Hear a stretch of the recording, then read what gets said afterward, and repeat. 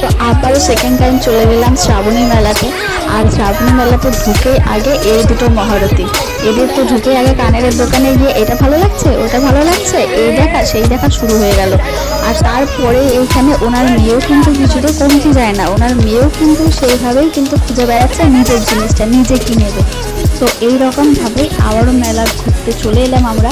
তো চলো এরপরে তোমাদের দেখাবো কী কী এনজয় করছি না করছি। আর এইদিকে ভাই রে ভাই, এই দুটো মহারথীর তো জিনিস দেখা আর শেষ হচ্ছে না, আমাকে খালি জিজ্ঞাসা করতেছে এটা ভালো লাগছে এটা ভালো লাগছে। আমি বললাম হ্যাঁ ভালো লাগছে, নে নে তোরা সব নে।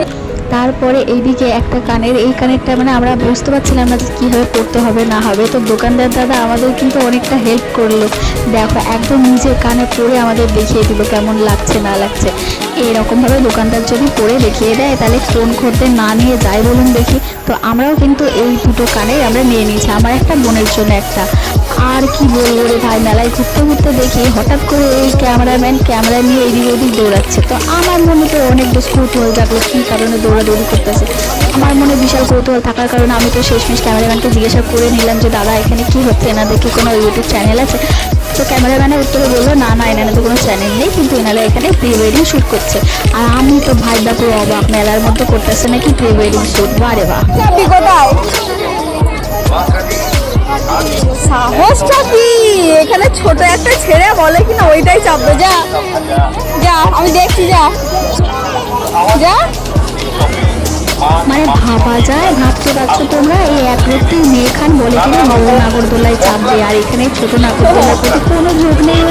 ওর বয়সে আমি এটা দেখে ভয় পাইতাম, আর ও চাই কিনা চাপবে। তো চলো, আমার পুচকুটা বলেছে বলে কথা, কিন্তু ও তো আর এই বড় নাগরদোলাটা ওকে নিয়ে চালা যাবে না। তো আমি আর বোন এখানে চড়ছি। তো চলো, আমাদের এখানে হালুয়ার টাইট হয় না লুজ হয়, তো সবটা তোমাদের সাথে শেয়ার করবো। আগে এখানে জয়মা বলে ওঠা তো যায়। তো চলো এরপরে আমরা ভেতরে যাই, তারপরে আবার তোমাকে দেখাই। তো আমি তো এখানে পুরো একদম সাহস নিয়ে 32 পাটির দাঁত বার করে নাগরদোলায় উঠতেছি। আমার কিন্তু এইসবেতে একদম ভয় লাগে না, সত্যি বলতে আমি প্রচুর সাহস নিয়ে উঠছি। আর আমার বোন এখানে দেখো ওর কতটা ভয় লাগে, একটু পরেই তোমাদের দেখাচ্ছি ওর কি রিয়াকশন। তো সবার প্রথমে আমরা কি করছি, চুলটা আগে এগিয়ে নিচ্ছি, নইলে চুলটা একবার যদি এখানে জড়াই যায় আমার একদম খুললে উঠটা বেড়ে চলে আসবে। আর সত্যি বলতে নাগরদোলায় আমার আজকে কিন্তু চাপার ইচ্ছে ছিল না, শুধুমাত্র চেপেছি বোনের জন্য, ওর ইচ্ছে ছিল তাই, যার জন্য ওকে বলছিলাম যদি আমার কিছু হয় এর দায় কিন্তু নিবি তুই। আর এখন দেখো আমাদের বিশাল হাসি ফুটছে। নাগরদোলার ওপর থেকে গোটা মেলাটার ভিউ গাইস।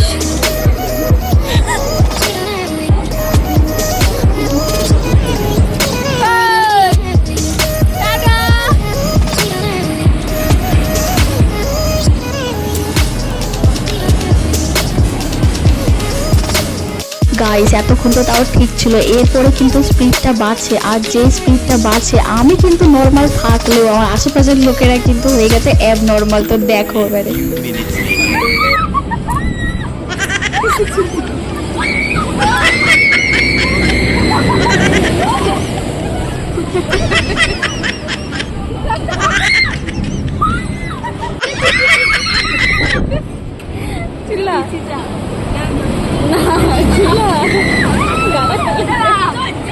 কেমন হিলছে দেখ।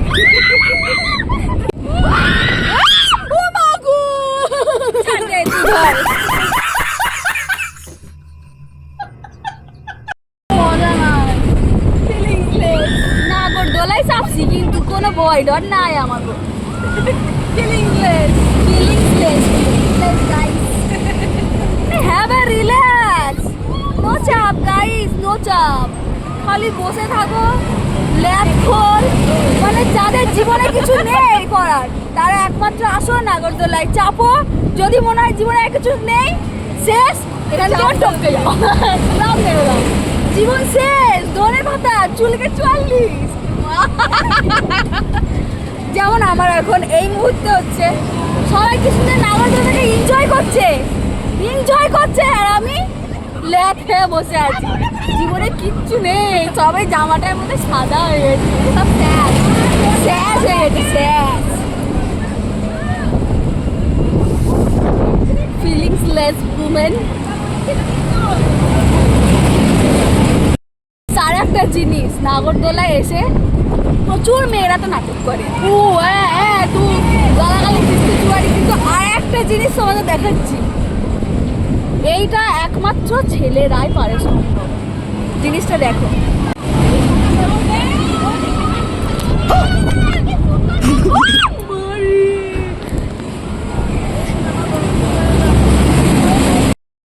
যেখানে লোকে উঠতে মুততে ফেলে হাইগা দেয়, সেখানে এই পোলাটা কি করে, খাড়া রয়েছে উইদাউট ধরে কিছু ধরে না, এমনি স্টিল দাঁড়ায় রয়েছে। দেখবা ওই দেখো দেখো, হয়ে গেল,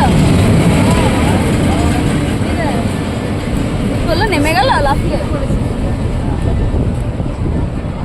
A few minutes later.